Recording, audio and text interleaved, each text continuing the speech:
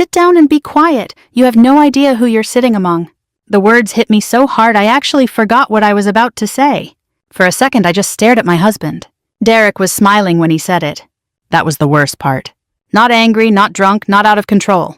Smiling, like he'd made a harmless joke. Around us, crystal glasses reflected the soft light from the chandeliers hanging over the ballroom. A few people at our table gave uncomfortable little laughs. Others suddenly found something interesting on their plates. I felt heat rise into my face. And then something happened that changed the course of my life. A man sitting 3 seats away stopped chewing. He looked directly at me. Not at Derek. At me. His eyes narrowed slightly. Then he reached into his suit jacket and pulled out his phone. For several seconds he scrolled through something. Then he froze. "Oh my God," he whispered. The room went quiet. The man turned his phone toward me. "Ma'am," he said carefully, "is this you?" I looked at the screen, and my stomach dropped. Because I knew exactly where that photo had been taken. 6 months earlier. In Oklahoma. Standing in mud. Covered in dust. Tired enough to fall asleep standing up. And suddenly I wasn't sitting in a luxury country club outside Colorado Springs anymore. I was back in one of the hardest weeks of my life. But before I tell you about that, I should probably explain how I ended up at that table in the first place. My name is Rachel Mercer. I'm 42 years old. I spent nearly 15 years in the Army working logistics before transitioning into nonprofit work. These days, I run housing programs for veterans, military widows, and seniors who need help staying off the streets. It's not glamorous. Most days involve paperwork, county offices, phone calls, funding requests, and trying to solve problems nobody else wants. I love it. But it isn't the kind of job that impresses people at fancy charity galas. At least that's what my husband liked to remind me. The gala happened on a Saturday evening in late October. The event was being held at a private country club near the Broadmoor in Colorado Springs. The guest list included wealthy donors, business executives, retired military officers, foundation leaders, and local politicians. People who wore expensive watches without talking about them. People who knew which fork to use without thinking. People who seemed perfectly comfortable in rooms like that. I wasn't one of them. Honestly, I hadn't wanted to go. My left knee had been bothering me all week. An old service injury.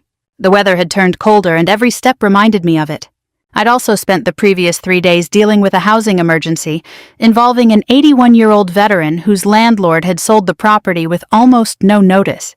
I was exhausted. The only reason I attended was because Derek insisted. "We need to show up together," he'd said. "People trust family-oriented professionals." That should have been my first clue. Not we. Not us. Not "let's have a nice evening." Number. We need to show up. Like I was part of a presentation. A prop. A visual aid. I didn't see it clearly then. I do now. The ballroom looked beautiful when we arrived. White tablecloths. Fresh flowers. A small jazz trio near the stage. Servers moving quietly between tables. Everyone smiling. Everyone networking. Everyone selling something. Derek fit right in. He worked for an investment firm that specialized in development projects and community partnerships. Over the last few years, he'd become increasingly obsessed with status. The right contacts, the right events, the right people, the right image.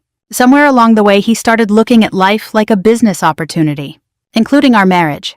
At first, the comments had been small, easy to ignore, easy to explain away. But lately, they had become harder to miss. That night started the same way. Within 15 minutes of sitting down, Derek was already introducing me to people. But not really introducing me. Editing me. "This is my wife, Rachel." He smiled. "She used to be in the Army." Used to? As if those years no longer mattered. As if they had expired. Then came the second part. "Now she keeps busy with charity work." Keeps busy. Not runs programs. Not helps veterans. Not manages housing initiatives across multiple counties. Keeps busy. Like I needed a hobby. A couple people nodded politely. Nobody knew enough to realize what he'd just done. But I knew. I felt it. The same little sting I'd felt dozens of times before. Still, I stayed quiet. The evening moved on. Dinner was served. Conversations shifted from business to philanthropy. Someone at our table asked about affordable housing for veterans. Housing. My area. Something I actually knew. So I answered. Or at least I tried to. "We've seen a huge increase in seniors needing..." Derek laughed and lightly touched my arm. "Honey, maybe let the adults handle the money talk." The table chuckled. I felt my jaw tighten. Derek continued. "You know, logistics was always more your thing. More laughter. Not loud. Not cruel. Just enough. Just enough to make me feel small. I looked down at my plate. Part of me wanted to push back. Part of me wanted to stand up and leave. But another part, the tired part, just wanted to get through the evening. So I said nothing. For a while. Then someone asked another question, this time directed at me. A retired Air Force colonel wanted to know whether local nonprofits were struggling with rising housing costs. I started answering. Again. And that's when Derek leaned closer, still smiling, still looking perfectly pleasant to everyone else. And he said the sentence that changed everything. Sit down and be quiet. His voice was low, almost friendly. Then he added, you have no idea who you're sitting among. I remember hearing a fork touch a plate somewhere nearby. I remember feeling my chest tighten. And I remember thinking something I never expected to think about my own husband. He actually believes that. He really believes I'm beneath these people. Then Frank Dalton looked at me, pulled out his phone, and asked the question that would unravel everything Derek had spent years building. Ma'am? He turned the screen toward me. Is this you?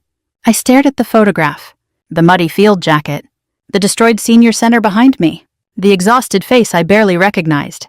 And suddenly every eye in the room was on me. Not Derek, me. For a few seconds I couldn't say anything. I just stared at the photo on Frank Dalton's phone. The image had been taken during the tornado response in Oklahoma back in April. I remembered that day clearly. Not because of the picture, because of the smell. Anyone who's ever been through a major disaster knows what I'm talking about. Wet insulation, broken lumber, gas leaks, mud. Everything mixed together into a smell that stays with you long after you leave. In the photo, I was standing beside what used to be a senior center outside El Reno. Half the roof was gone. The parking lot was covered in debris. And I looked absolutely terrible. My hair was tied back with a rubber band. My jacket was stained with mud.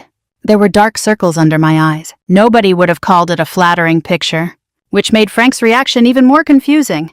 I looked up at him. Yes, I said slowly. That's me. Frank leaned back in his chair. For a moment, he looked almost relieved. My goodness. The people around us exchanged curious looks. Derek forced a laugh. You two know each other. Frank shook his head. No, we've never met. Then he looked at me again. But I've seen her before. The room became noticeably quieter. Even the conversations at nearby tables seemed farther away.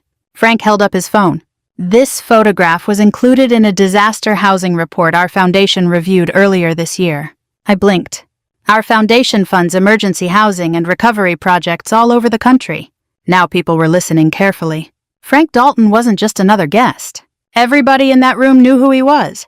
A 74-year-old Texas businessman. Oil money. Real estate. Philanthropy. The kind of man who could write a check and change an organization's future overnight. He wasn't flashy about it, but people listened when he spoke, including Derek, especially Derek. Frank continued, there was a tornado recovery project in Oklahoma. He nodded toward me. Your face stood out. I laughed awkwardly. Trust me, that wasn't my best look. A few people smiled. Frank smiled too. No, ma'am, but it was memorable. Then he turned toward the others at the table. The local response systems were overwhelmed. Volunteers were stretched thin. Resources were delayed. He looked back at me. But every report mentioned the same thing. I felt my stomach tighten. I already knew where this was heading. And honestly, I hated being the center of attention. Frank said. There was one person coordinating everyone. I immediately shook my head. It wasn't just me. He pointed gently. See, that's exactly what the report said. Laughter rippled around the table. The friendly kind. Not the kind that makes you feel small. The kind that makes people lean closer. I wasn't sure what to do with that. Derek jumped in. Rachel's always been modest. His smile looked a little strained now. She's involved with a small nonprofit. They do good work. Something changed in Frank's expression. Not anger. Something quieter. More dangerous. Curiosity. Small nonprofit. Derek nodded. Nothing huge. Frank folded his hands. Interesting. The single word landed like a pebble in a still pond. Derek's smile tightened. Frank continued. Because that's not what the report suggested. Nobody spoke. I suddenly felt bad for Derek. At least for a second. Then I remembered the comment he'd made less than 10 minutes earlier. The pity disappeared. Frank looked back at me. Can I ask you something? Sure. The Oak Ridge relocation project. How many residents did you move during the first week? I was surprised he knew the project name. 37. His eyebrows lifted. You remember. I almost laughed. Frank, one of them, was a 79-year-old widow who refused to leave until someone found her cat. Several people smiled. The cat made it, by the way. That got a bigger laugh. Frank nodded. What about temporary housing? We partnered with 2 churches and a community center. What about medical equipment? A local pharmacy donated supplies. We used volunteer drivers. What about transportation? Mostly veterans helping veterans. Now people were fully engaged. Not because of me. Because of the stories. Stories are what connect people. Not resumes. Not titles. Not job descriptions. Stories. I found myself talking about things I hadn't thought about in months. The retired Marine who wouldn't evacuate without his oxygen machine.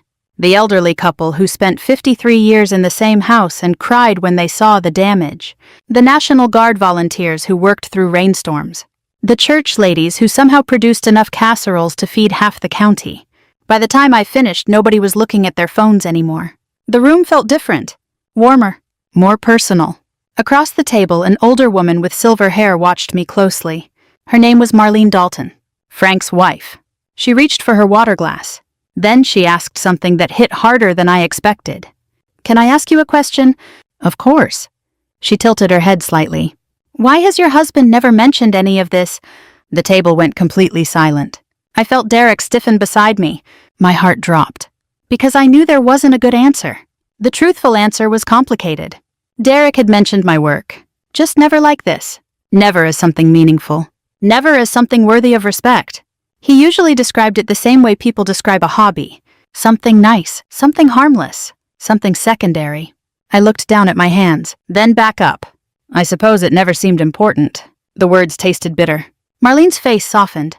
I think she understood more than I said. Women her age usually do. They've lived long enough to hear what's missing from a sentence. Frank slowly placed his phone on the table. Then he looked directly at Derek. Not aggressively. Not accusingly. Just honestly. That's surprising. Derek forced another smile. How so? Frank's voice remained calm. Because your wife's work is one of the reasons my foundation became interested in housing partnerships in Colorado. The air seemed to leave Derek's body.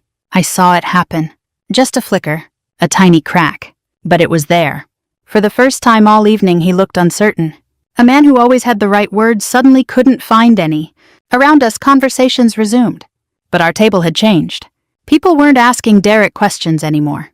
They were asking me. And for the first time in years, nobody was interrupting my answers. I should have felt triumphant. Instead, I felt strangely sad. Because sitting there listening to strangers show more interest in my work than my husband ever had, I realized something. This wasn't a bad night. It wasn't one rude comment. It wasn't one embarrassing moment. It was a pattern. One I'd been making excuses for far too long. And deep down I knew the hardest part of the evening hadn't happened yet.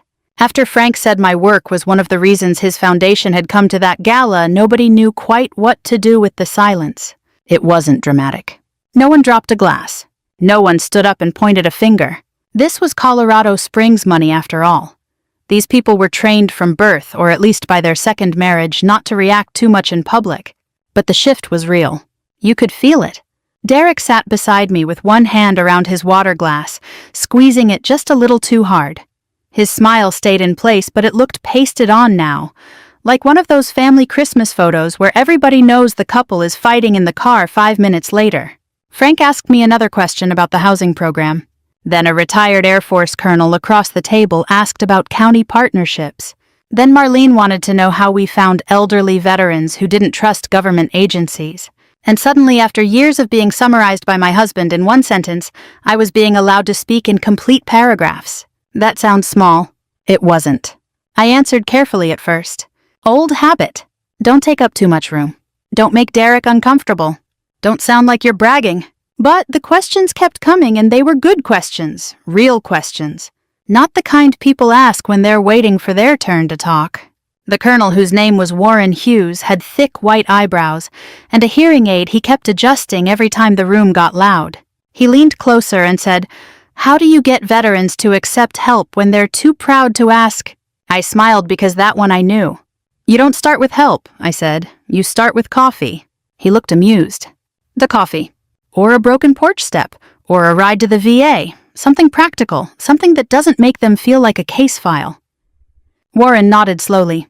My brother was like that after Vietnam. Wouldn't take a dime from anybody. Most of them won't, I said. Not at first. Marlene looked down at her hands. My father was the same way near the end. He'd rather sit in a cold house than admit the furnace was out. That's common, I said, especially with older men. They don't want pity, they want dignity. The word dignity landed harder than I meant it to.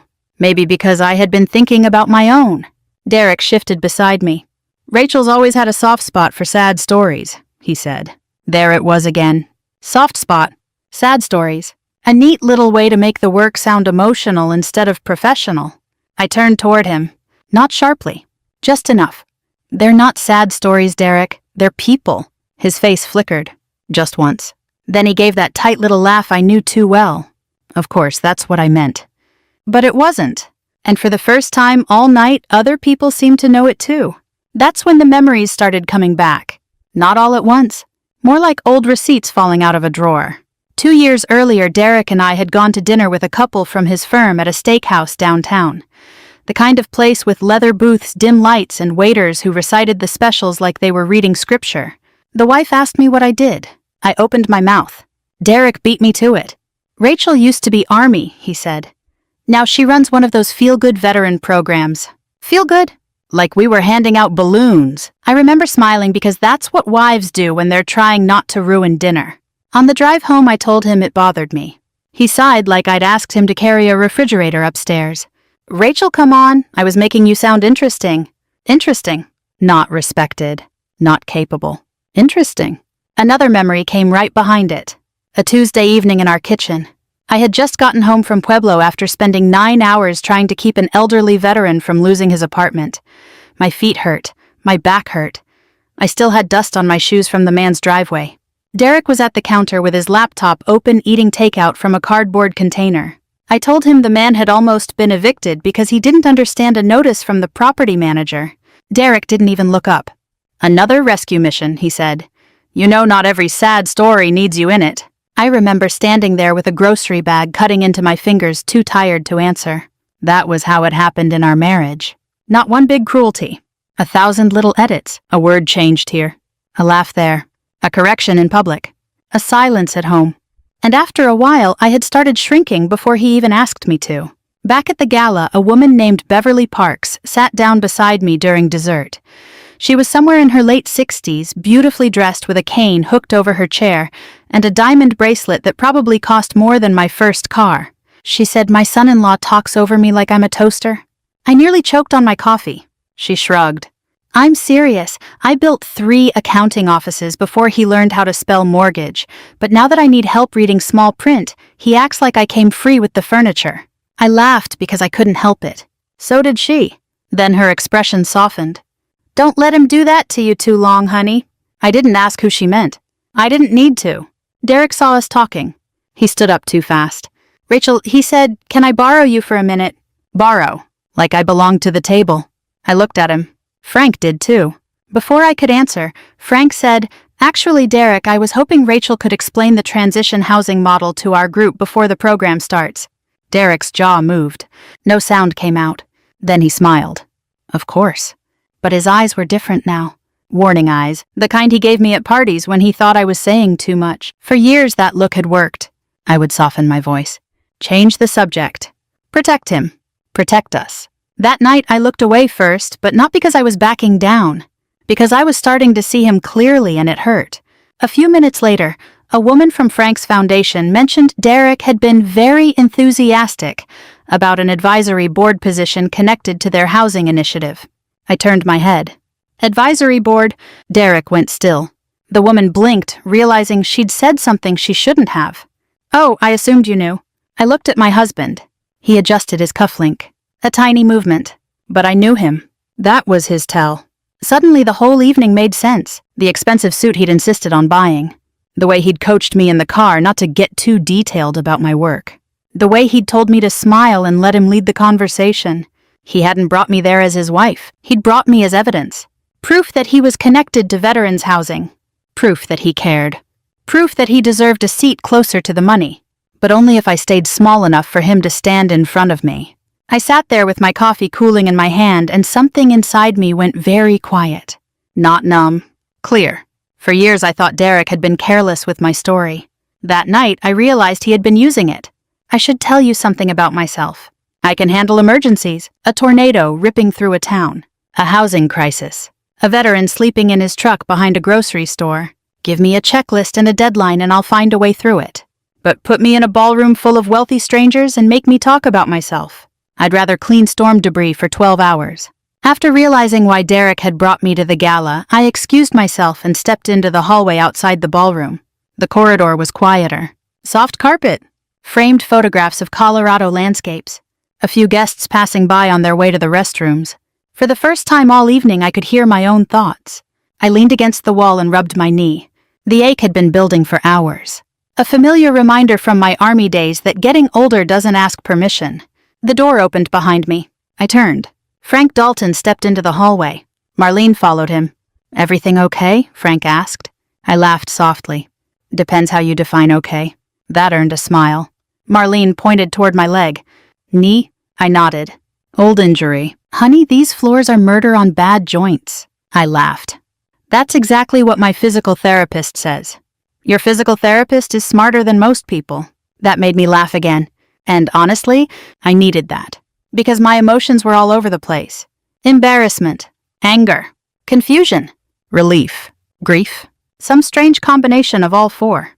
Frank leaned against the opposite wall. For a moment, nobody spoke. Then he said something that completely caught me off guard. "Rachel, I owe you an apology." I blinked. "For what?" I should have connected the dots sooner. I frowned. "I don't understand." Frank folded his hands. "My foundation has been reviewing housing proposals for months." I nodded. That wasn't surprising. Housing projects required money. Money required donors.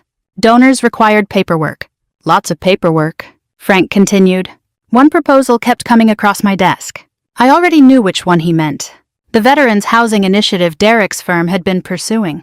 The same project my nonprofit had spent nearly 2 years helping build. Frank looked directly at me. "And every time I reviewed it, your name showed up." I felt my stomach tighten. "My name?" "Everywhere." His voice remained calm. "Matter of fact. The county contacts. The volunteer records. The partnership agreements. The church coordinators. The local contractors. The veteran outreach teams." He shook his head. "Every road led back to you." I didn't know what to say. Because honestly, that wasn't how I thought about the work. When you're in it every day, you stop seeing your own fingerprints. You just focus on the next problem. The next deadline. The next family who needs help. Frank continued. But every presentation we received painted a different picture. Now I understood, and I didn't like where the conversation was going. "Derek," I asked quietly. Frank nodded.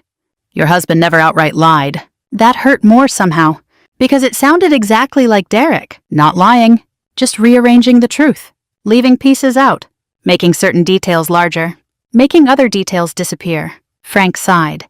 He positioned himself as a key connector. My chest tightened. He talked about partnerships, funding, strategy, growth. Frank shrugged. Important things. Then he paused. But when we actually examined how the project got built, he smiled gently. "You were everywhere." The hallway suddenly felt very warm. I looked down at the carpet. Part of me wanted to disappear. Another part wanted to cry. Not because of praise. Because for years I'd wondered whether I was imagining things, whether Derek really minimized me, whether I was being unfair, whether I was too sensitive. Those words again, too sensitive. Frank's next sentence answered that question forever. "I don't think your husband understands what you've accomplished." My throat tightened.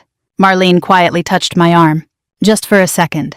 The kind of gesture women understand without explanation. No pity, just recognition. Frank looked almost embarrassed. Then he said, "Can I tell you something funny?" I wiped one eye. "Please," he chuckled. "Half our board assumed Derek was your husband." I stared at him. "I beg your pardon." "The supportive spouse." I laughed. A real laugh this time. The kind that sneaks up on you. Frank laughed too. Marlene covered her mouth. For a moment, all three of us stood there laughing in a hotel hallway.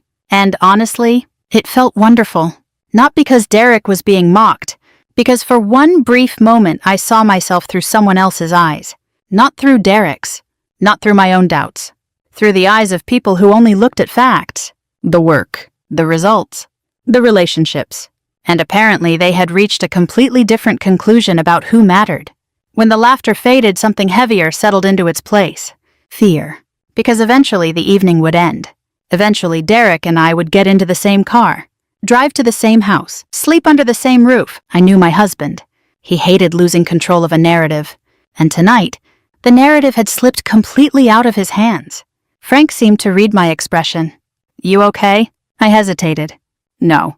It felt good to tell the truth, for once. "No, not really." Marlene nodded slowly. "That's understandable." I stared out a nearby window.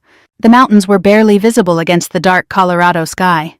Beautiful, distant, quiet. I keep wondering how long I let this happen.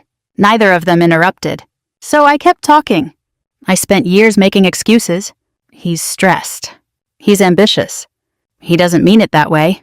I laughed bitterly. Turns out he meant it exactly that way. Frank looked down for a moment, then back at me. "You know what I think?" I shrugged. "I think you've spent so much time helping other people stand up that somewhere along the way you forgot you were allowed to stand up too." That one landed hard, because it was true. For years I'd advocated for veterans, widows, families, people who deserved better. Meanwhile, I kept accepting less than I deserved inside my own marriage. The irony wasn't lost on me. Frank glanced toward the ballroom doors. "There's something else." I straightened. "What?" "We'd like everyone to hear from you." I immediately shook my head. "No." The answer came so fast it surprised even me. Frank smiled. "I thought you'd say that." "I'm serious." "So am I." Marlene nodded. "People need to hear what the work actually looks like." I crossed my arms. "My hands are shaking." "Good." I stared at her. She smiled. "That means you care." I looked toward the ballroom, toward the room where Derek sat, toward the people who had spent years hearing his version of our story. And suddenly I saw him through new eyes, not powerful, not intimidating, just a man who depended on everyone else staying quiet. Then the ballroom doors opened. Derek stepped into the hallway. The second he saw us, he stopped. His expression hardened. Not publicly, just enough. A warning. The same look I'd seen for years. The look that said, Don't embarrass me. Don't challenge me. Don't make this difficult." For the first time, it didn't work. Frank looked at me, waiting. So did Marlene. I took a slow breath. My knee hurt. My heart was racing. My palms felt cold. But something inside me had finally shifted. I looked directly at Derek, then back at Frank. "Okay," I said. "I'll speak." And for the first time that night, I watched fear cross my husband's face. The walk back into the ballroom felt longer than it actually was. In reality, it couldn't have been more than 20 feet, but every step seemed louder than the one before it. I could hear my heels against the floor, feel my heartbeat in my chest, see dozens of conversations happening around the room. People laughing, servers carrying trays, a donor telling a story near the bar. Normal things, ordinary things. Yet somehow everything felt different, because this time I wasn't walking in as Derek's wife. I was walking in as myself. Frank entered first. Marlene followed. I came behind them. The room gradually settled as people noticed. Frank didn't make a grand entrance. That wasn't his style. He simply stepped toward the small podium near the front of the ballroom and tapped a spoon lightly against his water glass. Conversation slowed, then stopped. "Folks," Frank said, smiling warmly, "before we continue with the evening, I'd like to take a few minutes to recognize someone whose work has had a bigger impact than most people in this room realize." Immediately, every eye turned toward me. I wanted to disappear. Not because I was ashamed, because I wasn't used to being seen. There's a difference. Frank motioned for me to come forward. My legs suddenly felt heavy. Still, I walked up. The room applauded politely as I reached the front. I noticed Derek sitting near the center table. His smile had returned, but it looked strained, like he wasn't sure what came next. Honestly, neither was I. Frank stepped aside. The microphone waited. I stared at it for a second. Then I looked out at the crowd. Retired generals, business owners, widows, community leaders, people in their 60s, 70s, and 80s. People who had lived enough life to recognize sincerity when they heard it. I took a breath. "My name is Rachel Mercer." A few people smiled. I continued. Frank asked me to say a few words. Small laughter. The tension eased slightly. The room relaxed. So did I. I should probably start by saying that I'm not very comfortable talking about myself. That earned several knowing nods, especially from older veterans. I recognized that look. The look that says good, neither are we. I smiled. I'm usually much more comfortable talking about the work. And then I did exactly that. Not the awards, not the accomplishments, not the numbers, the people, because that's what mattered. I told them about Harold Jensen, a 76-year-old Vietnam veteran I met 3 years earlier. Harold lived in his pickup truck for nearly 6 months after medical bills drained his savings. Not because he lacked options, because he was embarrassed. He didn't want anyone to know. I told them how we finally convinced him to accept help by asking him to help another veteran first. That got a few smiles. Then I talked about Carol Whitaker, a military widow who spent 40 years raising children and supporting her husband's Army career. After he passed away, rising rent nearly pushed her out of the apartment she'd lived in for 12 years. Not because she was irresponsible, because life got expensive and loneliness got heavier. Several people in the audience nodded quietly. Some looked down. Others stared straight ahead. Listening. Really listening. I kept going. I talked about the Oklahoma tornado, the damaged homes, the church volunteers, the exhausted first responders, the seniors who refused to leave without family photographs, the veterans who showed up with chainsaws before anyone asked. And then I said something I hadn't planned, something that simply came out. Most people don't need help because they're weak. The room grew still. They need help because life hits them from 3 directions at once. Nobody moved. Nobody checked their phone. Nobody whispered. I continued. A medical bill. A storm. A lost job. A spouse passing away. A bad fall. 1 thing becomes 2, 2 become 4. And suddenly someone who spent a lifetime taking care of everyone else is sleeping in a car. Several people wiped their eyes, including me. I paused, collected myself, then smiled. The good news is that Americans are still pretty amazing. That got a few chuckles. It's true. I've seen retired plumbers fix roofs for free. I've seen church ladies organize enough food to feed entire neighborhoods. I've seen veterans who barely had enough money for themselves show up to help someone else. Now the room was smiling. Not because the stories were funny, because they were familiar. People recognized themselves in them, or someone they loved. I looked across the room, directly at Derek, then away again. Not because I was afraid, because this wasn't about him anymore. It was about truth. I stepped away from the microphone. The room remained quiet for a moment. Then applause began. Not explosive, not dramatic, warm, steady, genuine. I returned to my seat. Frank stepped forward again. Thank you, Rachel. He waited for the applause to settle. Then he said something that changed everything. For the sake of clarity, I'd like everyone here to know that our foundation intends to continue discussions regarding the Veterans Housing Initiative directly with Rachel Mercer and her organization. Silence. Pure silence. Then came another round of applause. Louder this time. Several people stood. Not many. A handful. But enough. Enough to make the point. I glanced toward Derek. His face had gone completely still. The kind of stillness people get when they're working very hard not to show emotion. His jaw tightened. His eyes fixed on the table. Across the room, several donors were already speaking with Frank's team. Not Derek, Frank's team. The shortcut Derek had spent months building had just disappeared. And everyone knew it. A few minutes later, Derek stood. He lifted his glass, forced a smile, and said what was probably the smartest thing he could think of. Rachel and I have always been a team. The room went quiet again. People looked at me, waiting. For years I would have smiled, nodded, protected him. Made things easier. The old instinct showed up immediately. I felt it. Then I remembered every introduction, every interruption, every dismissal disguised as a joke. I stood, not angry, not emotional, just calm. I looked at Derek, then at the room, and said, "No, Derek." My voice surprised me. Steady, clear. I think tonight it's important to stop confusing support with control. Nobody spoke. The sentence hung there. Simple. Impossible to argue with. For a second I almost felt sorry for him.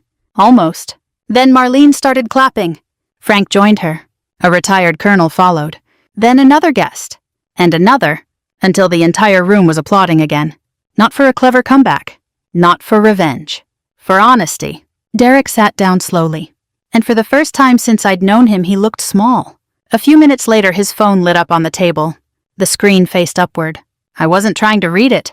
Neither was anyone else. But sometimes life has a strange sense of timing. The preview message appeared. "We need to talk Monday," Frank's office called. From his boss. The man sitting beside him accidentally saw it. An older gentleman in a navy blazer. He coughed into his napkin, then quietly muttered, "Well, that's unfortunate." A couple people nearby suddenly became very interested in their coffee. I had to bite the inside of my cheek to keep from laughing. Not because I enjoyed his pain. Because after years of being underestimated, the universe had finally decided to submit its own performance review. And it wasn't favorable. When I looked at Derek again, something had changed. The embarrassment was still there. The anger, too. But underneath both, I saw something else. Fear. Because he finally understood something I'd only just realized myself. He didn't control my story anymore. People always ask what happened next. The truth is, nothing exploded. There wasn't some dramatic divorce announcement. No one threw suitcases onto a front lawn. Nobody screamed. Real life is usually quieter than that. The biggest changes often happen after everyone else goes home. The drive back from the gala was one of the longest drives of my life. Not because of distance, because of silence. Colorado Springs looked peaceful that night. Streetlights, late traffic, the mountains disappearing into darkness. I sat in the passenger seat looking out the window while Derek drove. For almost 20 minutes, neither of us spoke. Finally, he broke the silence. "You embarrassed me." I actually laughed. Not because it was funny. Because after everything that had happened, I couldn't believe those were his first words. I turned toward him. "That's what you took from tonight." His jaw tightened. "You made me look like some kind of villain." I stared at him, then looked back out the window. Because suddenly I understood something. Derek wasn't hearing me. He wasn't hearing anyone. Not Frank. Not the donors. Not the people I helped. Not even himself. He was hearing damage to his reputation. Nothing else. The rest of the drive passed in silence. When we got home, I slept in the guest room. For the first time in our marriage, oddly enough, I slept well. Not because I was happy. Because I was tired of pretending. The weeks that followed were uncomfortable. At first, Derek acted as though the gala had simply been an awkward evening. A misunderstanding. Something that would fade if nobody discussed it. But reality had other plans. About 2 weeks later, Frank's Foundation officially announced it would work directly with my organization regarding the Veterans Housing Project. That wasn't revenge. It was efficiency. We were already doing the work. Now the paperwork finally reflected it. The decision created ripple effects. Not dramatic ones. Professional ones. The kind adults understand. Meetings shifted. Phone calls changed. People who once returned Derek's messages within minutes suddenly took longer. The advisory board position he wanted quietly disappeared. Nobody publicly blamed him. Nobody humiliated him. They simply moved forward without him. And for a man who built his identity around access, influence, and connections that hurt, a lot. At home, things became harder. Because public consequences are easy compared to private truths. One evening in January, Derek knocked on the guest room door. I was sitting on the bed reviewing housing grant applications.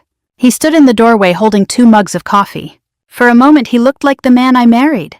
The man from years ago. Before everything became about image. Before every conversation felt like a performance. "Can we talk?" I nodded. He handed me a mug. Sat down. Took a long breath. "I'm sorry." I waited. Maybe unfairly. Maybe hopefully. But I waited. Then came the rest. "I'm sorry you felt embarrassed." There it was. The sentence.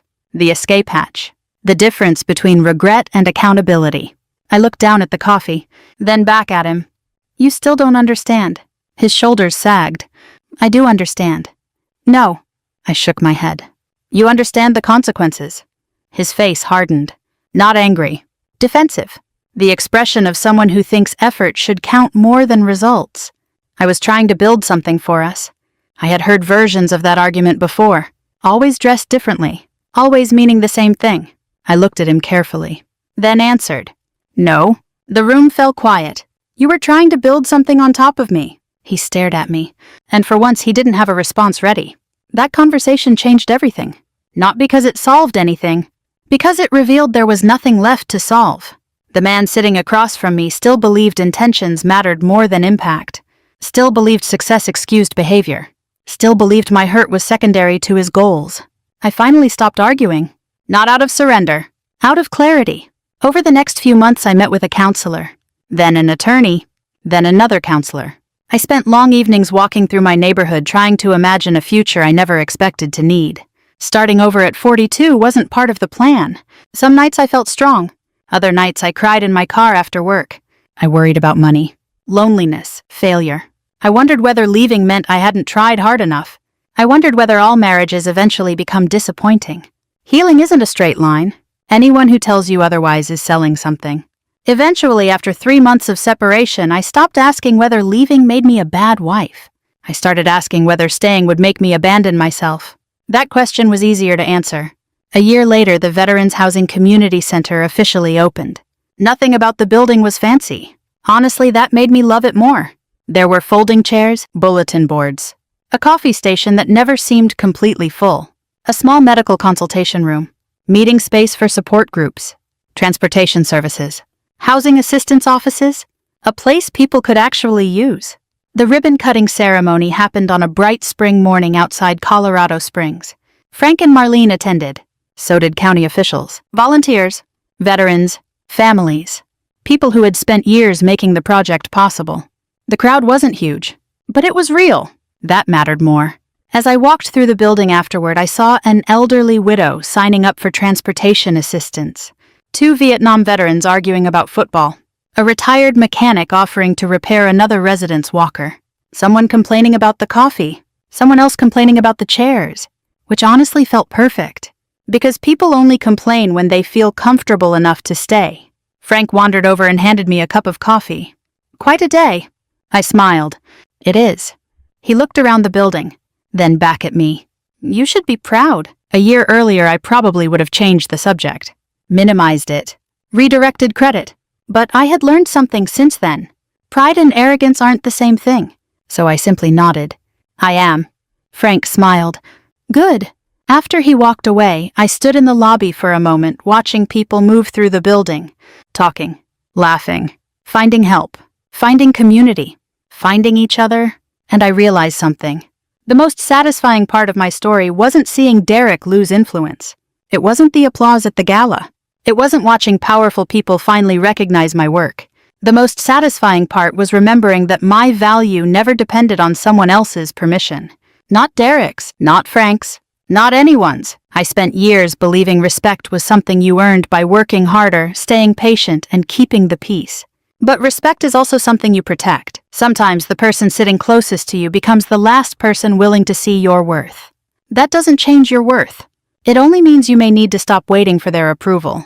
If you're listening today and you've ever had to rebuild your confidence after someone spent years chipping away at it, I hope you remember this. It's never too late to reclaim your own voice.